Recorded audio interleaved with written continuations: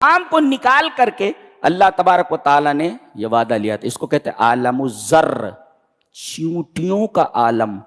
اللہ نے چیونٹیوں کی طرح ان سب کو نکال لیا تھا، اور اس کے بعد ان سب سے شعور دے کر کے یہ سوال کیا تھا، کیا میں تمہارا رب نہیں ہوں؟ تمام لوگوں نے کہا تھا بلا، آپ ہمارے رب ہیں. جی، ایک سوال آپ یہاں کر سکتے ہیں کہ کیا ایک وقت میں کسی انسان کی پشت سے قیامت تک آنے والے تمام لوگوں کو نکالنا ممکن ہے؟ استخراج ممکن ہے؟ هذا ممکن، پاسبلٹیز.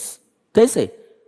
اس لیے کہ آدمی جب ایک دفعہ مقاربت کرتا ہے تو اس میں 3 ml سیمن نکلتا ہے، نطفہ 3 ml منیمم 3 ml، اور 1 ml کے اندر تقریباً 10 کروڑ اسپرمیٹوزوا ہوتے ہیں، جراثیم جو ہوتے ہیں اسپرمیٹوزوا ہوتے ہیں. کتنے ہوتے ہیں؟ 10 کروڑ. اس کا مطلب 3 ml کے اندر 10 یا 30 کروڑ خالی 3 ml کے اندر ہیں. اللہ اکبر. جی، 30 کروڑ انسان ایک دفعے میں، ایک دفعے کی بات ہے.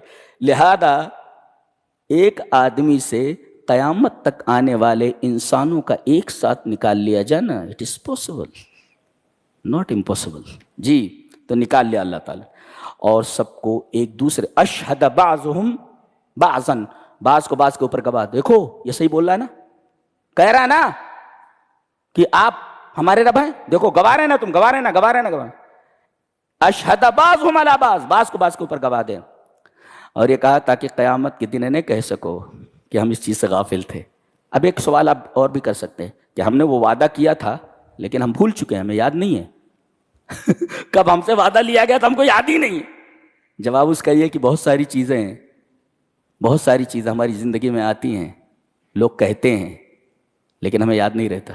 جی، تو کوئی یاد کراتا، اچھا اچھا اچھا.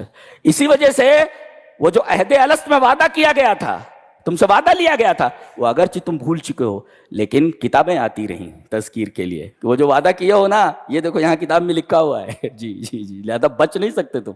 اچھا، شرک کے بارے میں تقلید نہیں چلتی. جی، عقیدے میں تقلید نہیں چلتی کہ باپ دادا شرک کرتے آ رہے تو ہم بھی کریں گے. عقیدے میں تقلید نہیں چلتی. او تقولوا انما شرک آباؤنا من قبل، ہمارے آبا و اجداد نے اس سے پہلے شرک کیا تو ہم انہی کے راستے پر چل پڑے تو ہماری کیا خطا ہے؟ لا لا لا لا، عقیدے میں تقلید نہیں چلتی. جی، ایسا ہے.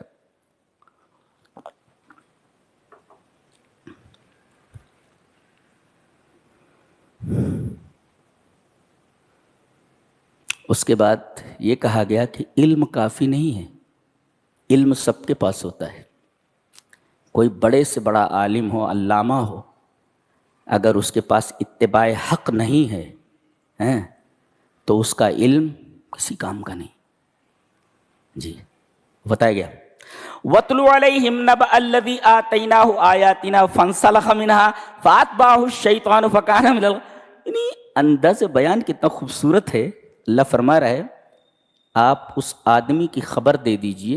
نبا کہتے ہیں خبر لہو شان، ایسی خبر جو بہت اہمیت کی حامل ہے، اس کو نبا بولتے. جی، اس آدمی کی خبر دے دیجئے جس کو ہم نے اپنی آیتیں دی تھیں، اپنی آیتوں کا علم دیا تھا. اچھا، آیتوں کا علم مل گیا.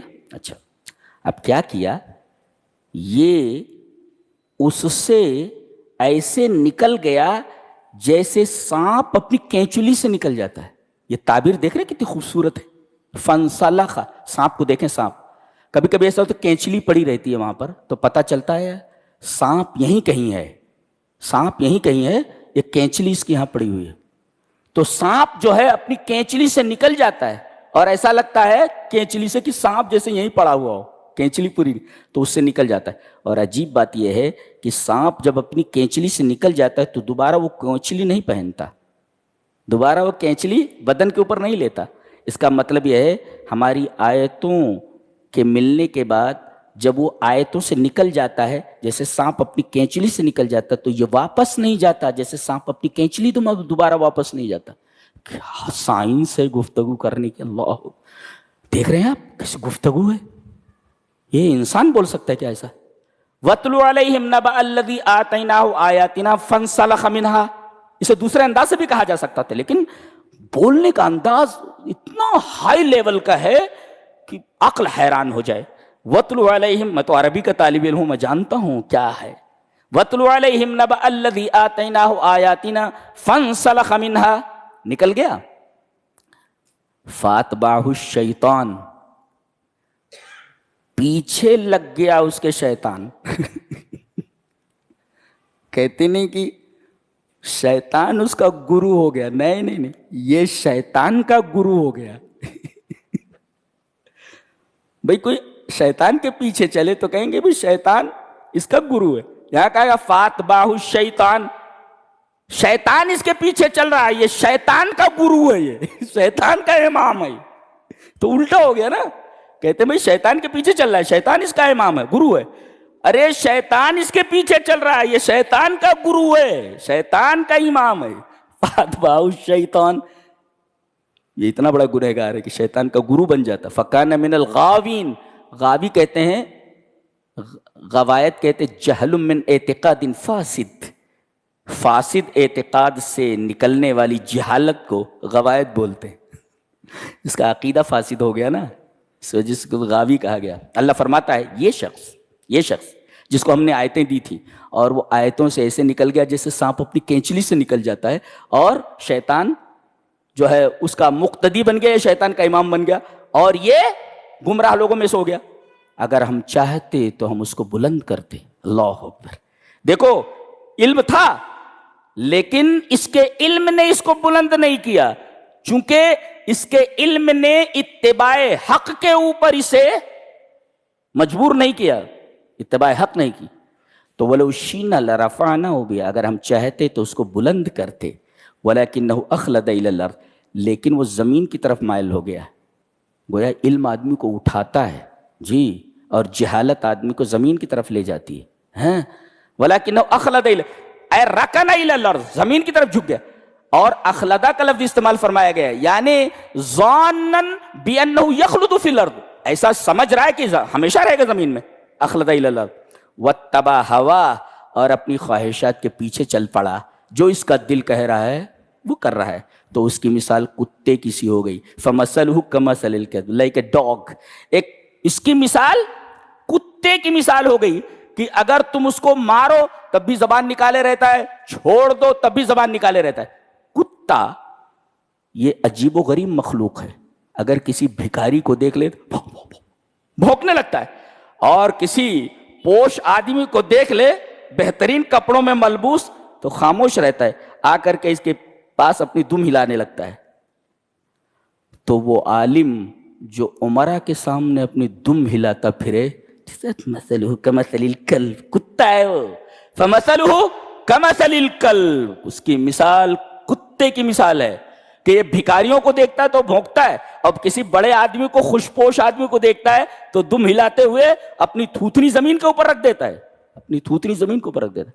اچھا، اس کی ایک اور خصوصیت ہے، ایسے سویا رہتا ہے، دیکھے ہوں گے آپ، ایسے سویا رہتا ہے، اچانک اٹھتا ہے، دوڑ کر کے وہاں جاتا ہے، پھر وہاں سے دوڑ کر کے یہاں بیٹھ جاتا ہے. وہ کائے کو دوڑ کر کے گیا، آج تک میری سمجھ میں نہیں آیا وہ کائے کو دوڑتا ہوتا، وہ دوڑ کر کے وہاں کیوں گیا ہے؟ وہ شاید کچھ مل جائے کھانے کو. ایسا یہاں سویا رہتا ہے، اچانک اٹھے گا، دوڑتا ہوا جائے گا، اور دوڑنے کے بعد وہاں سے دور سے دیکھا پھر آ کر میں بیٹھ جائے گا. یہ دوڑا کیوں؟ آج تک میری سمجھ میں نہیں آ رہا ہے. اکثر دیکھا گیا کتوں کو ایسا کرتے. ایک حرکت اس کی یہ، اور تیسرے یہ واحد جانور ہے کہ آدمی جب ہانپتا ہے یا کوئی جانور تو پیاس سے ہانپتا ہے یا تھکن کی وجہ سے ہانپتا ہے. یہ تھکا ہوا نہیں رہتا، پیٹ بھرا ہوا رہتا ہے، تب بھی یہ زبان نکالے رہتا ہے، اتنا حریص ہے یہ. اچھا، اور اس کی پوری تگ و دو کا محور اس کا پیٹ ہے، اس کی سوچ اس کے پیٹ سے آگے نہیں جاتی. تو جس کی سوچ پیٹ سے آگے نہ جائے کتا ہوتا ہے وہ. بہت سارے لوگ ایسے ہیں کہ ان کی سوچ صرف اور صرف دکان تک ہے، صرف اور صرف مکان تک ہے، صرف اور صرف پیسوں تک ہے. These are like dogs، یہ کتوں کی طرح ہیں یہ، کہ ان کی تگ و دو کا محور صرف اور صرف پیسہ ہے، صرف اور صرف پیٹ. جیسے کتے کی ساری تگ و دو کا محور صرف پیٹ، اس کی سوچ اس کے پیٹ سے آگے نہیں جاتی. فَمَثَلُهُ كَمَثَلِ الْكَلْبِ، کیا مثالیں ہیں، آدمی متنفر ہو جائے مثال دیکھ کر کے. یہ اس کی ایک اور خصوصیت ہے، یہ سونگتا کدھر ہے؟ ایک ہی جگہ سونگتا ہے خالی. انا للہ.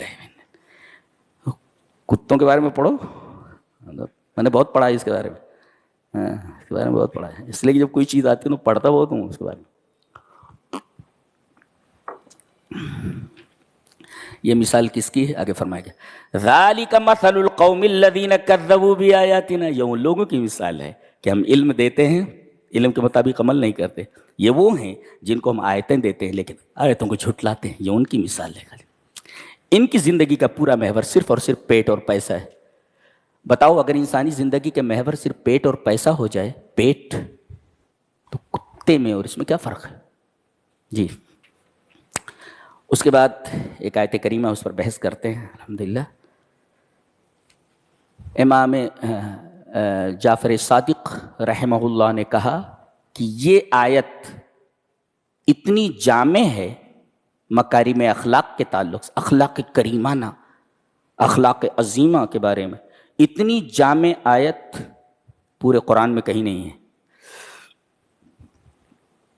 ہم لوگ جب کسی سے بات کرتے ہیں دین کے بارے میں، ارے مولانا صاحب چھوڑیے دین، ان کی بات ہے، انسانیت کی بات کیجیے. کیا بولتے ہیں؟ انسانیت کی بات. سفیان ابن عیینہ سے پوچھا گیا کہ آپ نے قرآن حکیم سے ہر چیز مستنبط کی ہے، کوئی بھی مسئلہ آ جائے قرآن حکیم سے آپ مستنبط کرتے ہیں. بولے ہاں. کہا کہ فَأَيْنَ الْمُرُوَّةُ فِي الْقُرْآنِ. قرآن میں مروت کہاں ہے؟ جس کو ہم مروت بولتے، مروت کہاں ہے؟ کہا کہ یہی آیت ہے، یہی آیت. مروت یہ مرء سے بنا ہے، مرء مانے انسان، تو مروت مانے انسانیت. گویا کہ یہ آیت کریمہ پوری کی پوری انسانیت سے بحث کرتی ہے. جی. فَأَيْنَ الْمُرُوَّةُ، مرء مانے انسان، ہیومن، تو فَأَيْنَ الْمُرُوَّةُ فِي الْقُرْآنِ. کہا کہ یہی آیت ہے. کیا؟ اللہ اکبر.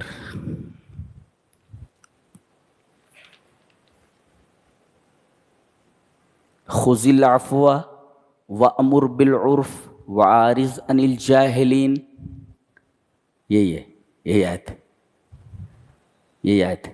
سفیان ابن عیینہ نے کہا کہ یہی آیت ہے جس کے اندر مروت کا بیان ہے، انسانیت کا بیان ہے. کیسے؟ اللہ نے فرمایا معافی لو. دینے والا کون؟ اللہ. اللہ کہہ رہا میں دے رہا ہوں تو لے لے. کیا؟ معاف کرنا، معاف کرنا. دیکھو للناس ثلاثۃ اصناف، انسان کی تین قسمیں ہیں. انسان کی تین قسمیں، ایک یہ کہ غلطی کرتا ہے اور جانتا ہے کہ غلطی ہے یہ، تو اس کو معاف کر دو. جی. بہو سے غلطی ہو جائے، بیچاری چائے لا رہی تھی، لڑکھڑائی اور پوری چائے زمین پر گر گئی اور کپ ٹوٹ گئے. ساس اندھی ہے، تیرے باپ نے سب خریدا. معلوم ہے بچی کو، معلوم ہے وہ غلطی ہو گئی ہے نا، غلطی مان رہی ہو تو معاف کرو اس کو، معاف کرو. لیکن معاف نہیں کرتی. تیرے باپ نے خرید کر کے دیا ہے، اپنے گھر سے لائی ہے کیا؟ فقیر باپ کی فقیر بیٹی، فقیر باپ کی فقیر بیٹی. تو اب یہ غلطی مان رہی ہے نا، تو اس کو معاف کر دو. تو جو غلطی کرے اور یعرف خطاہ، اپنی غلطی کو جان لے تو معاف کر دو. اور ایک ہے غلطی کرتا ہے مگر نہیں جانتا کہ یہ غلطی ہے، تو وامر بالعرف، اسے بتاؤ کہ یہ غلطی ہے.